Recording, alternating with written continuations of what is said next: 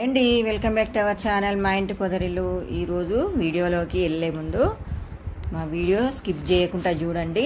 మా channel subscribe చేసుకోండి, like చేయండి, షేర్ చేయండి, మీ ఫ్రెండ్స్కి ఫార్వర్డ్ చేయండి. ఇట్లా మిరపకాయ మసాలా కర్రీ చేస్తున్నా. మిర్చికా సాలార్ అంటారు కదా, సలాన్ మిర్చికా సలాన్. అయితే చిన్న మిరపకాయలు తీసుకోవాలి. తీసుకొని మంచిగా 2-3 సార్లు కడగాలి. బాగా కడిగి మళ్ళీ నీళ్ళలో వేసి పెట్టుకోవాలి. తర్వాత ఇంకా చిన్నగా కొంచెం లావు ఉండాలన్నమాట. ఇది అయితే కారం ఉండవు. మిరపకాయలు తీసుకొని ఇట్లా పొడుగు పినిస్తోటి ఇట్లా చీల్చుకోవాలి. అన్నీ ఇట్లా గింజలు తీయని అవసరమే లేదు. కారం అయితే అసలే ఉండవు. ఇవి సన్న మిరపకాయలకైతే గింజలు తీయాలి, కానీ ఇట్లా లావు ఉన్నాయి కదా అస్సలే కారం ఉండవు. మొత్తం పినిస్తోటి ఇట్లా అన్నీ చీల్చి పెట్టుకోవాలి. ఒక గిన్నెలకు తీసి పెట్టుకోవాలి. గింజలు కనిపిస్తున్నాయి కదా, తక్కువ ఉంటాయి అన్నమాట. ఉన్న గింజలు కారం ఉండవు. అన్నీ ఇట్లనే చీల్చి పెట్టుకోవాలి. ఇంకా తర్వాత ఒక పెద్ద నిమ్మకాయ ఉంటుంది కదా, నిమ్మరసం పిండుకోవాలి. మిరపకాయలలో మొత్తం ఒక నిమ్మకాయ రసం అంతా పిండుకోవాలి.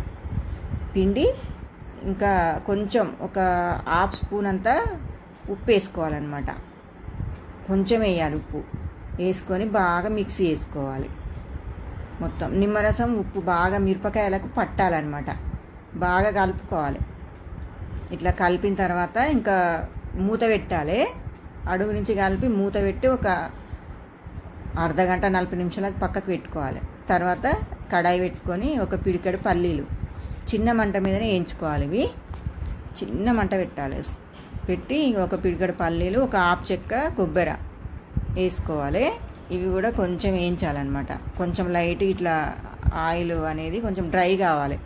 తర్వాత ఒక పెద్ద స్పూను ధనియాలు, ఒక 1/2 స్పూన్ జీలకర్ర, ఇవి కూడా కొంచెం వేయించాలి. తర్వాత ఒక ఇంచు దాల్చిన చెక్క, ఒక 4-5 లవంగాలు, ఒక 1/2 స్పూన్ సాజీరా, ఒక 5-6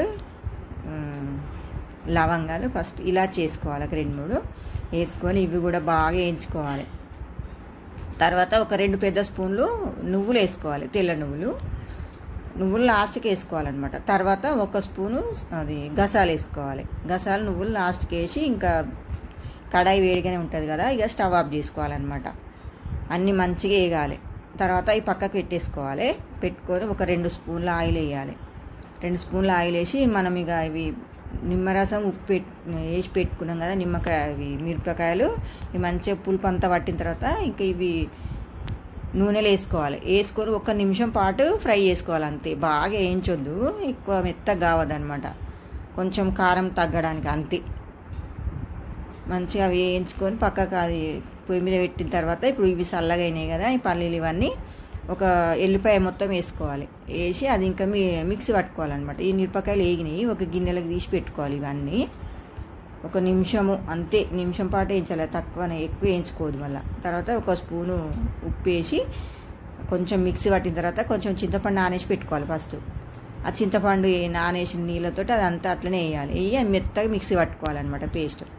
తర్వాత మళ్ళీ ఇక ఆ మిరపకాయలు వేయించిన నూనె ఏమి వేయద్దు. ఇక ఆ నూనెలనే ఒక జీలకర్ర ఆవాలు 1 స్పూను, ఒక 2-3 ఎండుమిర్చి వేసుకొని ఒక పెద్ద ఉల్లిగడ్డ, ఒక 1/2 స్పూన్ పసుపు వేసుకోవాలి. వేసుకొని బాగా ఫ్రై చేసుకోవాలన్నమాట. ఉల్లిగడ్డ మంచిగా వేగాలన్నమాట. మూత పెట్టుకొని ఒక 2-3 నిమిషాలు వేగిన తర్వాత అవి మళ్ళీ 1 స్పూను అల్లం వెల్లుల్లి పేస్ట్ కంపల్సరీ వేసుకోవాలి. ఎల్లిగడ్డ వేసినా కానీ అల్లం వెల్లుల్లి పేస్ట్ వేస్తే బాగుంటుంది. కూర మసాలా కదా, మంచిగా అల్లం వెల్లుల్లి పేస్ట్ పచ్చివాసన వరకు ఫ్రై చేసుకోవాలి. తర్వాత ఒక 2 స్పూన్లు ఎండుకారం వేసుకోవాలి. అవి కారం ఉండవు కాబట్టి ఎండుకారం వేసుకొని బాగా ఫ్రై చేసిన తర్వాత మనం మిక్సీ పట్టి పెట్టుకున్న పేస్ట్ వేసుకోవాలి. ఇక పేస్ట్ మొత్తం వేసుకోవాలి. అంటే మనం మందిని బట్టి పేస్ట్ పట్టుకోవాలన్నమాట. అవి కొంచెం వేగిన తర్వాత మనం తగినంత మిరపకాయలు వేసినాం, పేస్ట్లు వేసినాం కదా, ఉప్పు చూసి వేసుకోవాలి. వేసుకొని అది బాగా ఫ్రై చేసుకున్న తర్వాత ఇంకా ఒక చెంబు వాటర్, 1/2 లీటర్ వాటర్ వేసిన నేను. బాగా మంచిగా మిక్స్ చేసుకోవాలి. మెత్తగా పట్టాలన్నమాట. పేస్ట్ పెడితే మెత్తగా పడితే టేస్ట్ బాగుంటుంది. ఇంకా మంచిగా కలుపుకొని మూత పెట్టి ఒక 4-5 నిమిషాలు చిన్న మంట మీదనే ఇంకా ఉడికించుకోవాలన్నమాట ఈ మసాలా అనేది. ఇప్పుడు అది మసులుతుంది కదా, కర్రీ ఉడికేటప్పుడు ఫ్రై చేసి పెట్టుకున్న మిరపకాయలు వేసుకోవాలి. ఎంత బాగా అనిపిస్తున్నాయి కదా.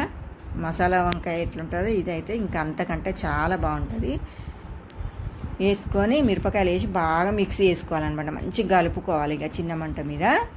బాగా కలిపి ఇంకా మూత పెట్టి ఇంకా మీడియం ఫ్లేమ్ మీద ఉడికించుకోవాలి. హై ఫ్లేమ్ పెట్టినామనుకో అంతగానో మిరపకాయల కారం పట్టదు, తొందరగా ఇట్లా దగ్గరికి అవుతుంది అనమాట. మీడియం ఫ్లేమ్ పెట్టుకొని బాగా ఉడికించుకోవాలి. ఇంకా మూత పెట్టి అగో మంచిగా ఉడికింది చూసిరా, కొంచెం ఆయిల్ పైకి తేలింది అంటే ఇంకా మిరపకాయలు నూనెలో వేయించినాం కదా, కొంచెం అట్లా ఆయిల్గా అనిపిస్తుంది అంతే. బాగా ఉడికిన తర్వాత నూనె పైకి తేలినప్పుడు మంచిగా పర్ఫెక్ట్గా ఉడికినట్టు అనమాట కర్రీ. మంచిగా ఉడికింది కదా, ఇంకా ఇప్పుడు స్టవ్ ఆఫ్ చేసుకోవాలి. మసాలాలన్నీ మనం ఫస్ట్ వేసుకున్నాం కదా, ఇంకేం వేసుకునే అవసరం లేదు. ఇంకా కదా ఇంకా స్టవ్ ఆఫ్ చేసుకోవాలి. మూత పెట్టి ఇక స్టవ్ ఆఫ్ చేసేసుకోవాలి. ఒక గిన్నెలోకి తీసుకోవాలన్నమాట. బగారా రైసు, బిర్యానీ, చపాతీ, పూరి, జొన్న రొట్టెలకు కూడా చాలా చాలా బాగుంటుంది అన్నమాట. మాకైతే చాలా ఇష్టం ఈ కర్రీ. ఒకసారి ఇట్లా చేసుకోండి, మీరు కూడా చేసుకొని కామెంట్ బాక్స్లో చెప్పండి. వీడియో కనుక నచ్చినట్టయితే లైక్ చేయండి, షేర్ చేయండి, సబ్స్క్రైబ్ చేయండి.